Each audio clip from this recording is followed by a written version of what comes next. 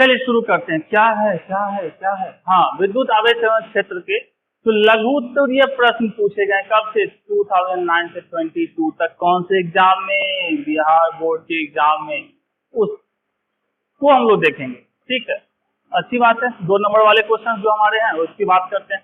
पहला क्वेश्चन क्या कह रहा है कि भैया आवेश संरक्षण का सिद्धांत क्या है, या आवेश संरक्षण के नियम की व्याख्या करें। तो आवेश संरक्षण का सिद्धांत क्या कहता है कि भैया आवेश को ना ही उत्पन्न किया जा सकता है, ना ही नष्ट किया जा सकता है। इसे क्या किया जा सकता है, एक वस्तु से दूसरे वस्तु पे स्थानांतरित किया जा सकता है। ठीक है, इतना ही कहता है तो इतना ही लिखेंगे। इसके अनुसार विद्युत आवेश को न तो उत्पन्न किया जा सकता है, न ही इसे क्या किया जा सकता है, नष्ट किया जा सकता है। अतः विद्युत आवेश ब्रह्मांड में क्या होते हैं, सदैव संरक्षित रहते हैं। ठीक है, आवेश संरक्षण का सिद्धांत संरक्षित रहते हैं, अच्छी बात है। इसे केवल क्या कर सकते हैं, आवेश एक वस्तु से दूसरे वस्तु में स्थानांतरित किया जा सकता है, अच्छी बात है। तो सफेदी की चमकार लाया जाए। ठीक है, और इससे पहले भी लिख देंगे भैया किसने ये बोला, बेंजामिन फ्रैंकलिन ने इसकी खोज की थी। तो कह सकते हैं आवेश संरक्षण का सिद्धांत बेंजामिन फ्रैंकलिन ने खोजा था। इसके अनुसार हमारा क्या कहानी होता है कि आवेश को नहीं उत्पन्न कर सकते, नहीं नष्ट कर सकते। ये ब्रह्मांड में हमेशा क्या रहता है, संरक्षित रहता है। इसे केवल एक वस्तु से दूसरे वस्तु पर ट्रांसफर कर सकते हैं। बढ़िया है। चलिए, जैसे कि एग्जाम्पल की बात करें, उदाहरण की यहाँ बात करते, तो ये देखोगे 92 है यहाँ पे इसके पास, इसको भी जोड़ो, इसको भी जोड़ो, वापस ये कितना हो जाएंगे, 92 हो जाएंगे। तो ये हम मॉडर्न फिजिक्स जब पढ़ोगे तो उसमें सब चर्चा होने वाली है। तो फिलहाल एक एग्जाम्पल चिपका दिए, पूरी कहानी लिख दिए, अपना काम खत्म। अब सामने वाला सोचे कि भैया कितना नंबर देना है। अब 2 में 2 नहीं देगा तो उसको तो क्या कहे, कुछ नहीं कहेंगे। नेक्स्ट क्वेश्चन 2 हमारा क्या है, आवेश के आयतन घनत्व की परिभाषा दे, इसके ऐसा ही मात्रा को लिखे। आयतन घनत्व मतलब क्या है, सिंपल सा, किसी वस्तु का कोई क्या होता है, आयतन होता है। तो मान लो किसी कोई वस्तु है, उसके पूरे आयतन में यदि आवेश को डाल दिया जाए, ठीक है, जैसे हमारे पास एक क्या है, वस्तु है 3 डायमेंशनल, कुछ ऐसा, मान लो ऐसा कोई वस्तु है। ठीक है, इसकी बात करेंगे तो ये जो ट्यूब लगा हुआ है क्या पूरे में फैला हुआ अंदर तक, ये मान लो एक चार्ज है, तो ये पूरा चार्ज यदि अंदर तक फैला हुआ है, तो यदि हम इसके आयतन घनत्व की बात करते हैं तो आयतन घनत्व क्या होता है, आवेश बटे आयतन, या कह सकते हैं प्रति एकांक आयतन में उपस्थित आवेश को क्या कहा जाता है, आवेश का आयतन घनत्व कहते हैं। तो कह सकते हैं जब आवेश का वितरण किस तरह, किसी चालक के अंदर संपूर्ण आयतन में होता है, अच्छी बात है, आयतन में होता है, तो चालक के प्रति एकांक आयतन में उपस्थित आवेश की मात्रा को क्या कहा जाता है, आवेश का आयतन आवेश घनत्व कहो या आवेश का आयतन घनत्व कहो। तो सिंपल से कह सकते हैं आवेश का आयतन घनत्व बराबर क्या, आवेश बटे आयतन। शॉर्ट फॉर्म में फॉर्मूला में लिखते तो लिखते Q बाई V, Q मतलब आवेश, V मतलब विद्युत फ्लक्स की परिभाषा दे, या कई साल पूछे हुए हैं विद्युतीय फ्लक्स की परिभाषा दे, एक ही बात, विद्युत फ्लक्स की परिभाषा दीजिए, इसके ऐसा ही मात्रा को लिखिए, मात्रा की पूछ दिया, चलिए अच्छी बात है। और क्या है, विद्युत क्षेत्र के फ्लक्स से आप क्या समझते हैं, मतलब चारों क्वेश्चन एक ही है, भावनाएं क्या है, अलग अलग है। तो किसी एक की भावना को पकड़ते हैं और आगे चलते हैं, अपनी भावना हम व्यक्त करते हैं। चलिए, हमारी भावना के हिसाब से विद्युत फ्लक्स क्या होता है, विद्युत फ्लक्स होता है, क्या होता है, चुंबकीय क्षेत्र में रखी किसी सतह से, ये कोई सतह रखा हुआ है, ठीक है, से इसके लंबवत गुजरने वाली विद्युत बल रेखाओं की संख्या को क्या कहते हैं, हम लोग विद्युत फ्लक्स कहते हैं। सतह के अभिलंब दिशा में या लंबवत गुजरने वाली विद्युत बल रेखाओं की कुल संख्या को क्या कहा जाता है, विद्युत फ्लक्स कहते हैं। और इसका जो क्षेत्र होता है, मतलब विद्युत, ये सिंपल सा कह सकते हैं इसको क्या चीज, विद्युत क्षेत्र का ये क्या है, एक गुण है। दूसरा चीज, अब यहाँ बात करें तो फाई, विद्युत फ्लक्स को किस चीज से दिखाते हैं, फाई से दिखाते हैं। इस तरीके से लिखेंगे तो E डॉट ए लिख सकते हैं, या डॉट का मतलब क्या होता है, डॉट प्रोडक्ट सुने होंगे 11th में पढ़े थे, तो इसको लिख सकते हैं अदिश गुणनफल, डॉट को कहते हैं।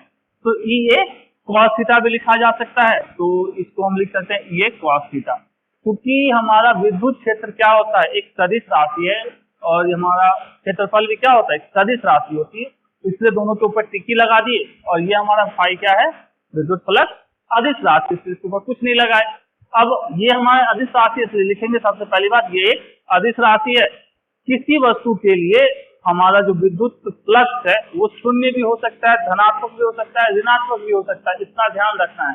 अब कैसे हो सकता है, कोई नहीं पूछा, चलिए ऐसे हो सकता है। देखिए ये cos थीटा क्या है, cos थीटा की वैल्यू 0 भी होती है, -1 भी होती है, +1, मतलब कहां से कहां cos थीटा की वैल्यू वैरी करती है, -1 से यहां से के बीच में, तो cos थीटा के बीच में, इसके बीच में कोई भी वैल्यू यदि आती है, कोई भी मान आएगा, तो वो तो ये पूरे मान के साथ में गुना करोगे, और गुना करोगे तो क्या हो जाएगा, यदि -1 आ गया, ठीक है, तो क्या होता है, cos थीटा की वैल्यू -1 आती तो क्या होता, -EA, यदि +1 आता तो EA, अब बीच में 0 भी तो लड्डू भी तो होता है, तो यदि cos थीटा की वैल्यू 0 आती तो ये 0 हो जाता, तो कह सकते हैं धनात्मक, ऋणात्मक और शून्य हो सकता है। अच्छी बात है।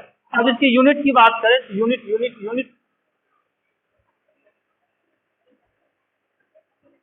अब इसके यूनिट की बात करते हैं, मात्रक की बात करते हैं, तो E क्या होता है, विद्युत क्षेत्र, मतलब E A cos theta, E का क्या होता है, बल बटे आवेश इंटू क्षेत्रफल गुने cos थीटा, तो F का हमारा क्या होता है, न्यूटन, इसका कूलम्ब और इसका मीटर स्क्वायर। तो यहां से हम लिखना चाहते तो क्या लिखते, न्यूटन मीटर स्क्वायर पर कूलम्ब, तो न्यूटन मीटर स्क्वायर पर कूलम्ब।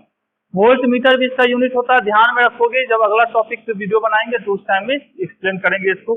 जूल मीटर पर कूलम्ब भी होता है, ध्यान में रखिए, और हमारा क्या होता है, गाउस भी होता है, इसका विद्युतीय फ्लक्स का। अब इसके यदि हम डायमेंशन की बात करें तो ये डायमेंशन याद करना संभव है क्या, हमसे ना होता है भाई।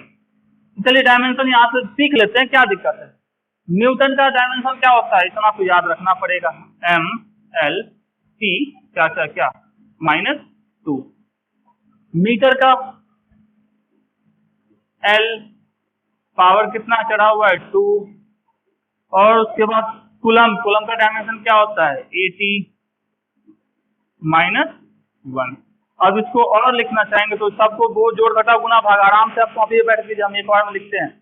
तो इसको लिख सकते हैं M, L यहाँ 1, यहाँ पे 2, यहाँ L नहीं है तो हो गया L की पावर 3, और T पे चलो यहाँ है -2 और यहाँ से है -1, तो T पे हो गया -3 और A पे यहाँ से हो गया -1, है कितना M1 L3 T -1 A -1, मतलब यहाँ 1 लिखा हुआ, वहां नहीं लिखा हुआ, इसका मतलब ये नहीं कि 1 नहीं है, वो 1 है। यदि कहीं नहीं लिखा हुआ इसका मतलब क्या होता है, 1 होता है। तो लिखना चाहो तो लिखो, नहीं लिखना चाहो तो ना लिखे, ठीक है। ये सब चीजें ध्यान में रखिए, लिख डालिए, बात खत्म, याद रखिएगा।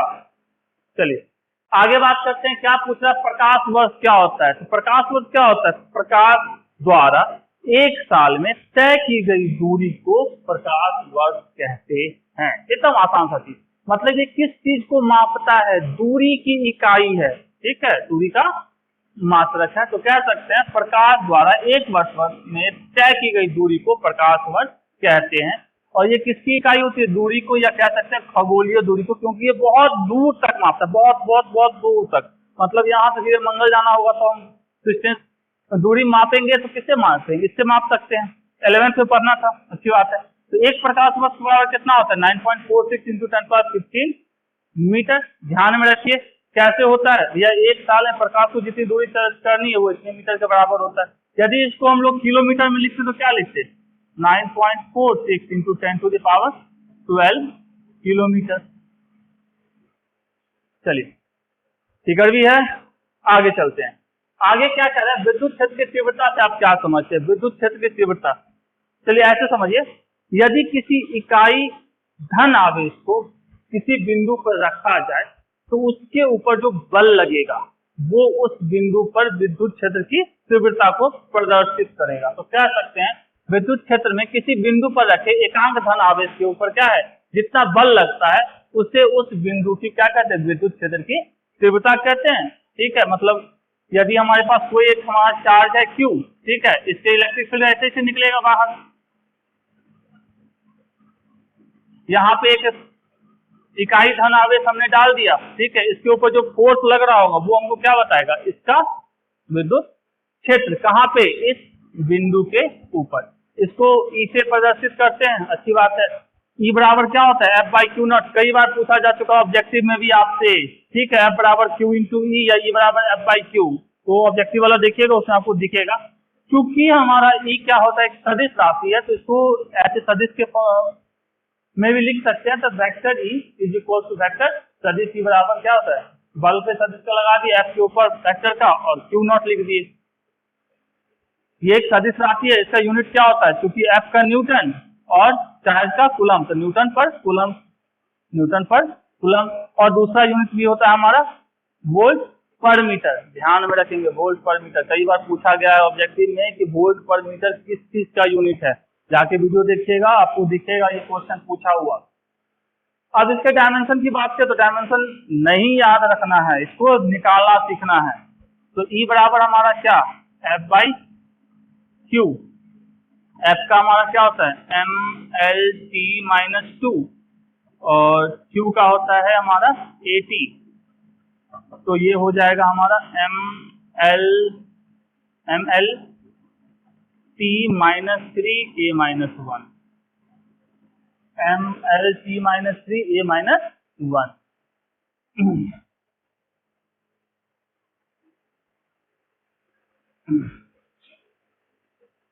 चलिए नेक्स्ट करें, विद्युत द्विध्रुव क्या है। विद्युत द्विध्रुव क्या होता है, क्या होता है, क्या होता है। विद्युत ध्रुव सिंपल सा मतलब होता है समान परिमाण के आवेश जिनका क्या हो, नेचर मतलब व्यवहार कैसा हो, उल्टा हो, एक दूसरे के विपरीत हो, जब उनको बहुत ही कम दूरी पर रखा जाता है। जैसे मान लो समान मतलब इसके ऊपर भी क्यू, इसके ऊपर भी क्यू आवेश है, लेकिन एक के ऊपर प्लस एक के ऊपर माइनस है। जब इन दोनों को काफी कम दूरी पर रखा जाता है तो एक व्यवस्था बनती है, एक निकाय बनता है, ठीक है। उस निकाय को क्या कहते हैं, विद्युत द्विध्रुव कहते हैं। तो कह सकते हैं जब समान परिमाण के दो आवेश हो जो प्रकृति में विपरीत हो, मतलब एक धन आवेशित हो दूसरा ऋण आवेशित हो, अर्थात एक ऋणात्मक तथा दूसरा क्या हो धनात्मक आवेश को अल्प दूरी पर रखा जाता है, तो इस प्रकार के बने निकाय को क्या कहते हैं, विद्युत द्विध्रुव कहते हैं, ठीक है। और इसके कारण जो क्षेत्र पैदा होता है उसको द्विध्रुव क्षेत्र कहते हैं। अब इस पूरे को यदि हम बात करें एक निकाय को, इसके ऊपर माइनस क्यू इसके ऊपर प्लस क्यू, अब दोनों को जोड़ोगे तो कुल आवेश क्या हो जाएगा, प्लस क्यू माइनस क्यू बराबर कितना, 0। तो कह सकते हैं विद्युत द्विध्रुव पर कुल आवेश कितना होता है, शून्य होता है, लेकिन इसका क्षेत्र शून्य नहीं होता है। आगे देखोगे क्वेश्चन में प्लस वाले से निकलता है और माइनस वाले की तरफ इलेक्ट्रिक फील्ड लाइन विद्युत क्षेत्र रेखाएं ऐसी चलती हैं।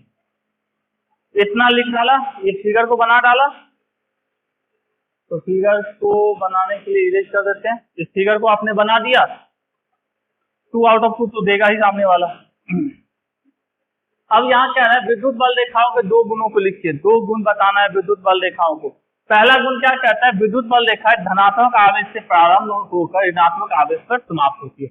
देखोगे यहाँ से प्लस वाले से निकल रहा है, जा कहाँ को रहा है भैया, निगेटिव वाले पे ऋणात्मक आवेश पे जाके खत्म हो जा रहा है, मतलब धन से निकला और ऋण पे जाके खत्म, मतलब आपने कर्जा लिया तो आप खत्म, ठीक है। आपको धन धनात्मक होना चाहिए कि आपसे कुछ कुछ एनर्जी निकलते रहे। यहाँ भी देखोगे प्लस से निकला है माइनस से जाके खत्म, पहला पॉइंट। दूसरा क्या है, विद्युत बल रेखाएं हमेशा आवेशित सतह के लंबवत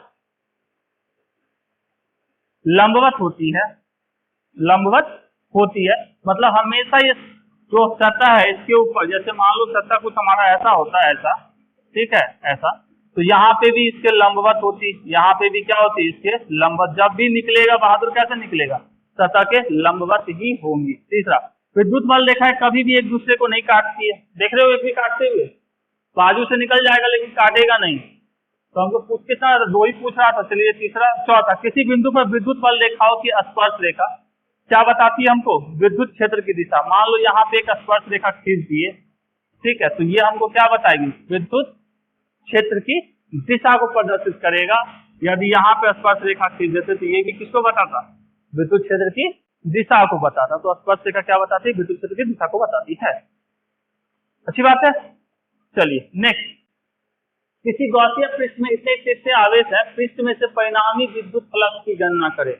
विद्युत फ्लक्स क्या होता है, I इज इक्वल टू क्या होता है,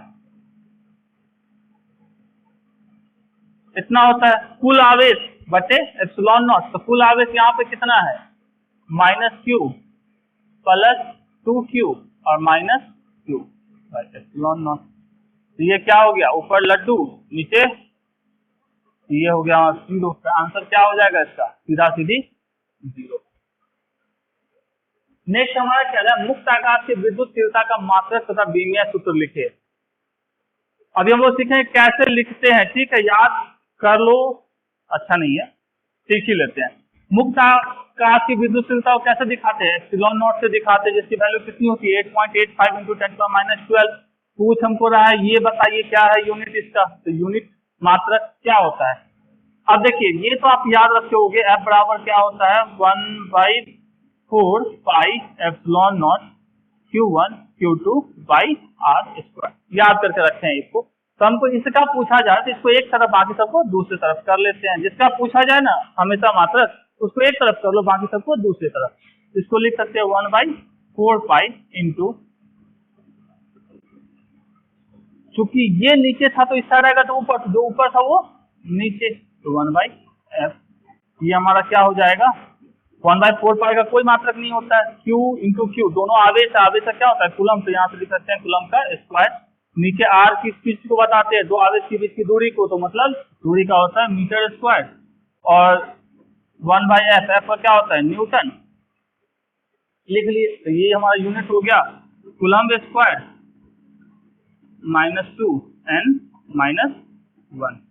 तो देखोगे कूलम स्क्वायर न्यूटन का पावर कितना है -1 और मीटर -2 है, इतना। अब एक और यूनिट होता है, बार बार पूछा गया, आपको लगता है 30 साल पूछा गया होगा या पिछले साल, मतलब इधर 2 साल खूब पूछा जाता है, ये F/m। F क्या बताता है, F फैराड होता है, फोर्स नहीं होता है। अब ये वाला यूनिट कैसे निकलता है, कभी पढ़े होगे आप लोग दूसरे वाले चैप्टर में, कैपेसिटेंस, धारिता या संधारित, तो उसके अंदर C बराबर फॉर्मूला आता है 4 pi epsilon not into R। तो यहाँ हमको एप्सिलॉन नॉट निकालना, तो एप्सिलॉन नॉट लिख सकते हैं C/4 पाई R। C का होता है फैराड और 4 पाई का कुछ नहीं है, R का होता है मीटर, तो फैराड पर मीटर, तो फैराड पर मीटर हमारा, अच्छी बात है। नेक्स्ट इसका क्या पूछा गया था, बीमीय सूत्र, मतलब डायमेंशन फॉर्मूला इतना कैसे होता है। यहाँ ठीक है, यही समझ में आता है तो स्क्रीनशॉट ले सकते हैं, वरना आप इतना ही याद करना, तो भैया याद करना बहुत मेहनत का काम होता है। चलिए अब हम लोग डायमेंशन देखते हैं कैसे निकलेगा। यूनिट हमने निकाला, क्या निकला, दिस कूलम स्क्वायर -1 और -1 और m-2, ये हमने अभी जस्ट निकाला। अब सबका क्या निकालना है, इस सबको जोड़ जाड़ के डायमेंशन निकालना है, निकाल देते हैं। कूलम का क्या होता है 80, 2 न्यूटन का क्या होता है mLT-2 -1, और ये हमारा मीटर है, तो मीटर का हमारा होता है L-2। अब इसको लिखना चाहेंगे तो चलो पावर को पहले अंदर कर लेते हैं, a² T² m-1 L-1 T2 और यहाँ पे L-2। अब इसको लिखेंगे, क्या लिखेंगे, m पे पावर है -1, L पे पावर यहाँ -1, यहाँ -2, तो L पे पावर -3, T पे पावर यहाँ 2, यहाँ 2, तो 4 और 1 पे पावर 2, mL-3T4A2। तो मतलब क्या है भैया, ये याद कर लो, रट लो, ठीक है, या समझ कर रखो, तो आप निकालते चलो। तो दोनों को हम लोग कैसे निकालते हैं, ये ऑब्जेक्टिव पूछा जाता है बार बार, ध्यान रखिएगा, और ये डाटा तो याद ही रखना है, अच्छी बात। नेक्स्ट क्या कह रहे हैं, विद्युत द्विध्रुवीय कारण विद्युतीय बल रेखाएं खींचे। भैया विद्युत द्विध्रुवीय कारण क्या होगा, विद्युतीय बल रेखाएं कुछ ऐसी खींची जाएंगी, मतलब ये मान लो +Q और ये हमारा -Q। ये खूबसूरत सा फिगर है, देखने में ज्यादा अच्छा लगता है। तो प्लस वाले से निकलती है, जैसे बात किए हैं, तो ऐसे निकलेगी, ऐसी को जाएगी, ऐसे ऐसे ऐसे, और भी निकाल दो। यहाँ प्लस वाले से सब क्या होंगी, बाहर निकलेंगी, और माइनस वाले के तरफ आएंगी। ऐसा। तो ये हो गया अपना, इसी को खूबसूरत तरीके से ऐसे लिख बना लेंगे। अच्छा है, प्लस से निकला माइनस हो गया। ये क्या रहा, दो समान धन विद्युत आवेश के निकाय के बगल में विद्युतीय बल रेखाएं खींचे। दो धन आवेश प्लस प्लस, अब इसके लिए हुआ प्लस क्यू है ये हमारा, मान लो ये हमारा दूसरा ये प्लस क्यू है। तो हम लोग जानते हैं विद्युत बल रेखाएं जो भी एक दूसरे को काटती नहीं है, तो मतलब ये क्या हो, जो ही इस तरह आना शुरू करेगा तो ये भी तो है इसके पास भी, तो ये एक दूसरे को जो ही पास आएगा तो काट देगी, काटना तो है नहीं, किधर गया भाई। हाँ, तो ये क्या करेगी, इससे दूर भागेगी, ये भी ऐसे दूर भागेगा, तो ये ऐसा बनेगा, यहां से भी निकला हुआ ऐसे जाएगा। तो कुछ इस तरीके से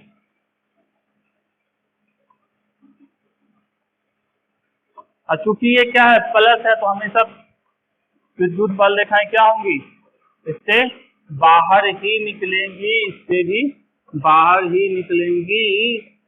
तो ऐसा आप बना सकते हैं खूबसूरत सा। इसमें ये मत काउंट करना कि इतने सारे हैं, काउंटिंग नहीं करनी है, आप 2 4 10 कम ही बनाओ, लेकिन इतना बनाओ कि दिखने चाहिए, कम से कम 5 तो बना सकते हैं, 5 लाइन बना दो, दिखा दो ऐसे करके।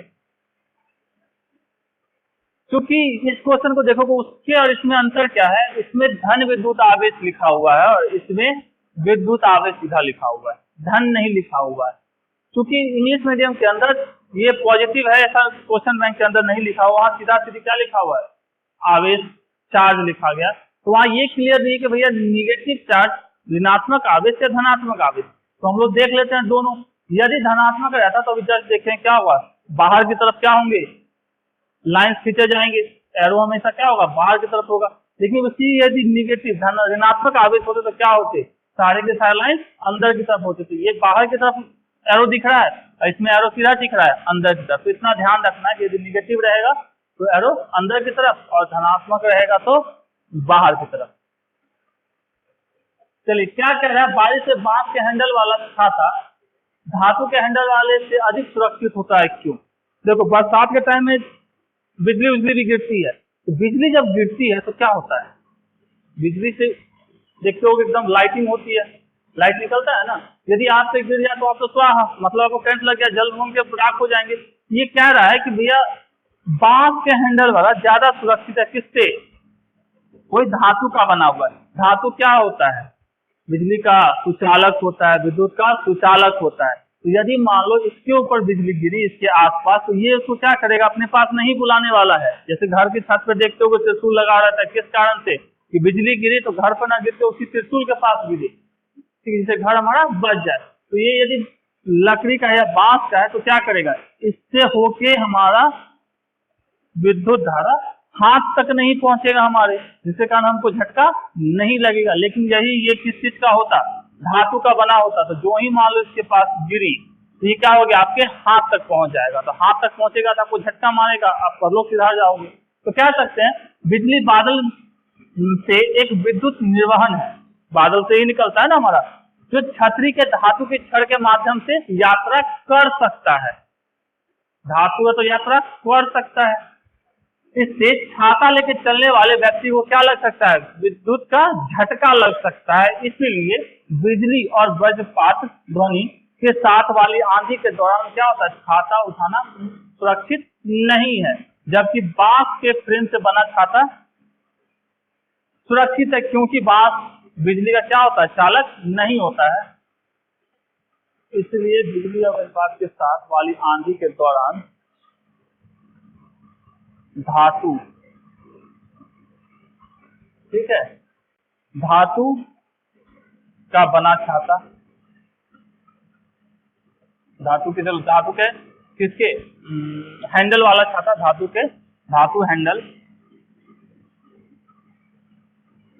हैंडल छाता उठाना सुरक्षित नहीं है। चलिए नेक्स्ट हमारा क्वेश्चन क्या रहा है, विद्युत द्विध्रुव आघूर्ण को परिभाषित करे तथा इसका एसआई मात्रक लिखे, या विद्युत द्विध्रुव आघूर्ण का एसआई मात्रक लिखे। ये 1 नंबर में पूछा, ये हमारा 2 नंबर में पूछा है।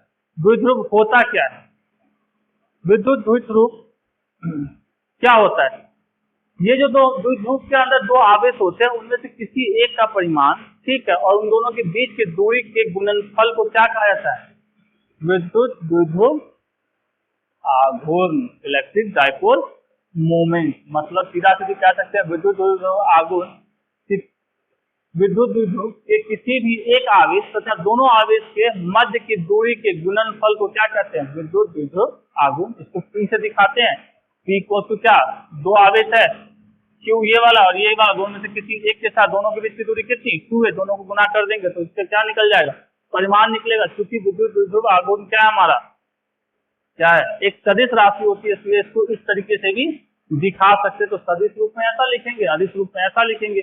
तो ये एक सदिश राशि है, ये क्या हो सकता है, इसकी दिशा किधर से किधर, देखो यहाँ एरो किस तरफ से दिखाए हैं, ऋणात्मक से धनात्मक आवेश की तरफ, तो इसकी दिशा स्वाभाविक है, सदिश राशि तो उसके पास क्या होंगे, परिमाण भी होगा और दिशा भी होगा।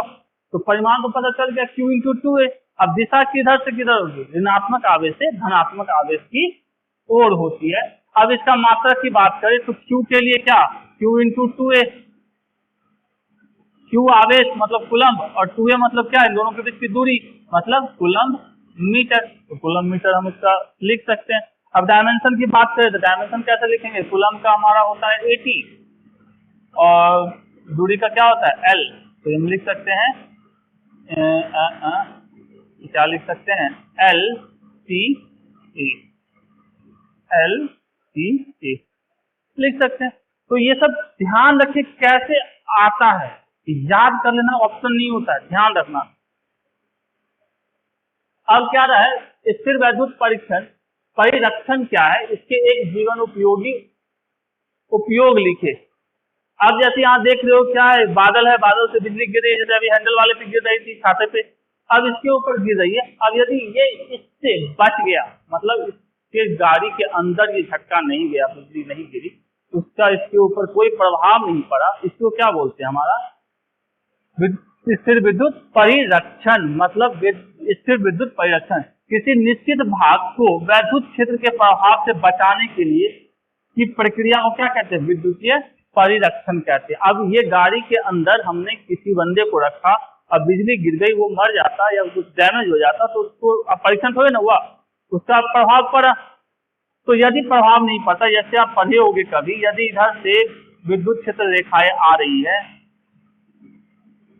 और ये हमारा क्या एक खोखला चालक है, तो यहाँ पे जब ये आएगी तो इस साइड हमारा इस खोखले चालक का जो ऋणात्मक आवेश है इस साइड आ जाएगा और धनात्मक आवेश इस तरफ आ जाएगा, जिसके कारण जो ये हमारी क्षेत्र रेखा है वो यहाँ आके खत्म हो जाएगी और यहाँ से अलग निकलना शुरू हो जाएगा, मतलब इसके अंदर एक भी आवेश नहीं रहेगा। तो ऐसा क्षेत्र बनाना, ठीक है, जिसके कारण इस विद्युत क्षेत्र का प्रभाव इस क्षेत्र के ऊपर नहीं पड़ रहा है, तो इसी को क्या कहा जाता है, प्रक्रिया को विद्युतीय परिरक्षण कहते हैं। जैसे कार वाले देख रहे हो, यही कारण है कि बिजली गिरने के समय घर में और गाड़ी में बैठे रहना किसी पेड़ के नीचे या खुले मैदान में बैठने की तुलना में क्या है, ज्यादा सुरक्षित है। क्यों सुरक्षित है भैया, क्योंकि गाड़ी है, बिजली गिरी, गाड़ी के सरफेस, जैसे ये गाड़ी है, गाड़ी भी क्या होता है, खोखला होता है, तो गाड़ी की जैसा ही है, तो इसके अंदर से क्या होगा, विद्युत क्षेत्र रेखाएं पास नहीं करेंगी तो हमारा सुरक्षित हम रहेंगे। चलिए आगे क्या कह रहा है हमारा, दो विद्युत बल रेखाएं क्यों एक दूसरे को काट नहीं सकती, क्या दो समविभव सतह काट सकती है। देखिए यदि दो रेखाएं एक दूसरे को काटेंगी तो उसकी जो स्पर्श रेखा होगी, जिस पॉइंट पे काट रही है, जिस बिंदु पे, वहां पे दो विद्युत क्षेत्र रेखाओं की दिशा मिल जाएगी, और जो किसी बिंदु पे संभव नहीं होता है। तो कह सकते हैं कोई भी दो बल रेखाएं परस्पर एक दूसरे को काट नहीं सकती, क्योंकि ऐसी स्थिति में कटान बिंदु पर क्या होंगी, दो रेखाएं खींची जा सकती है जो एक ही बिंदु पर दो वैद्युत क्षेत्र की क्या है, दिशा को प्रदर्शित करेगी, जो संभव नहीं है। इसके वजह से हम लोग नहीं कर सकते। तो अब समविभव के बारे में पूछा जाता, भैया नहीं, दो समविभव सतह नहीं काट सकती है। समविभव भी अपन अगले वाले तो चैप्टर उसके अंदर पढ़ेंगे। नेक्स्ट क्या है, बाहरी विद्युत क्षेत्र में रखे विद्युत द्विध्रुव पर लगे बल आघूर्ण के लिए व्यंजक प्राप्त करें। अब कोई ये हमारा बाहरी विद्युत के लिए व्यंजक प्राप्त करें। अब कोई ये हमारा बाहरी विद्युत क्षेत्र है, चलिए इसको हमने मान लिया E, इसके अंदर हमने क्या रख दिया, एक विद्युत द्विध्रुव, इससे -Q और इससे +Q।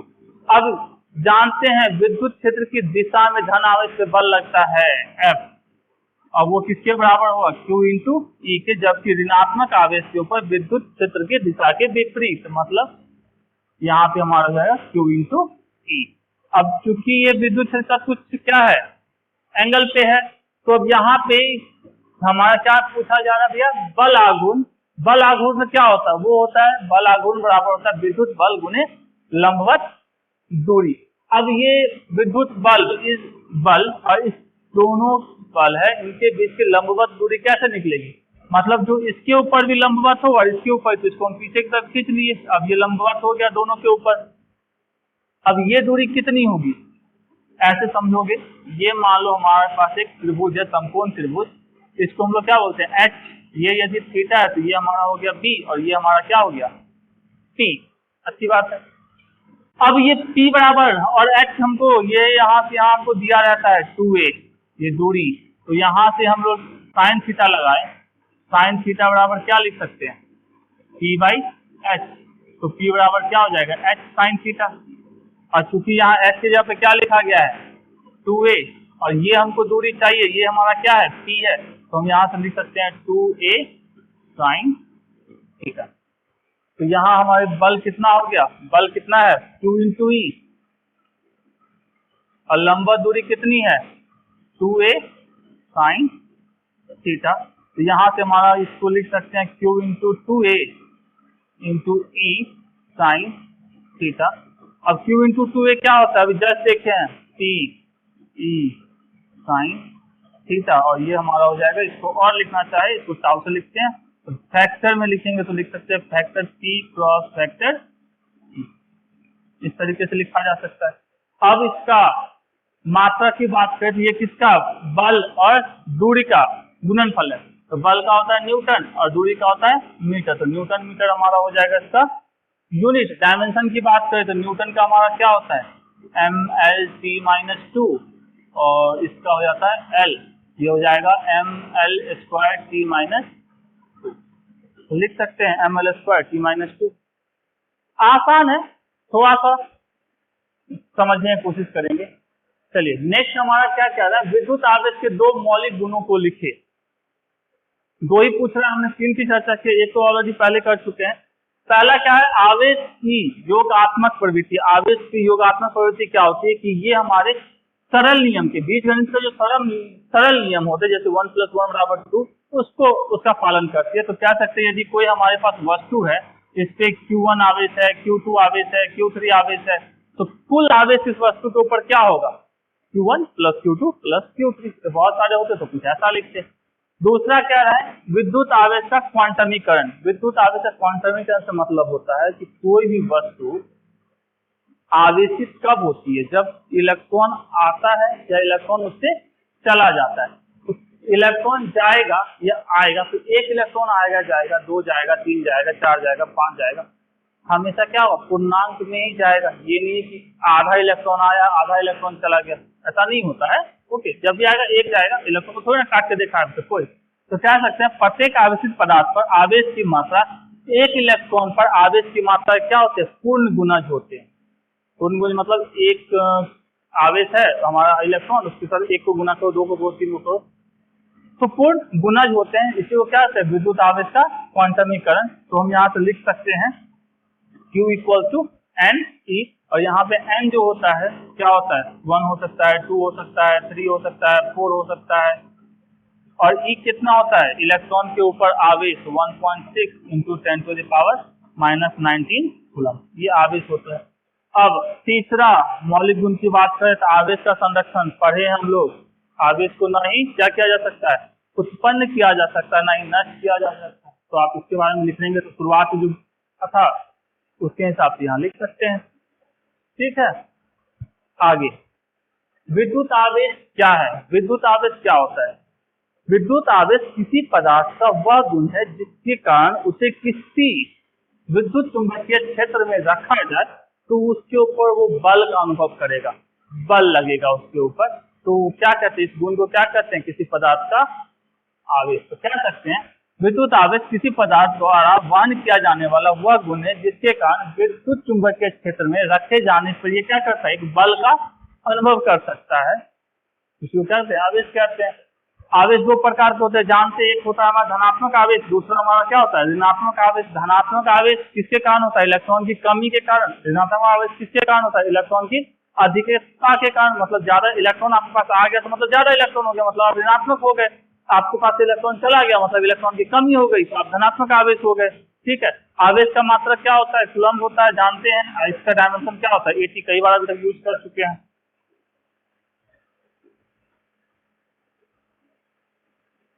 चलिए थोड़ा सा एक्स्ट्रा, ठीक है, जो बार बार पूछा जाता है, सीजीएस मात्रक किसका, आवेश का क्या होता है, स्टेट कूलम्ब। सीजीएस मात्रक क्या होता है, स्टेट कूलम्ब।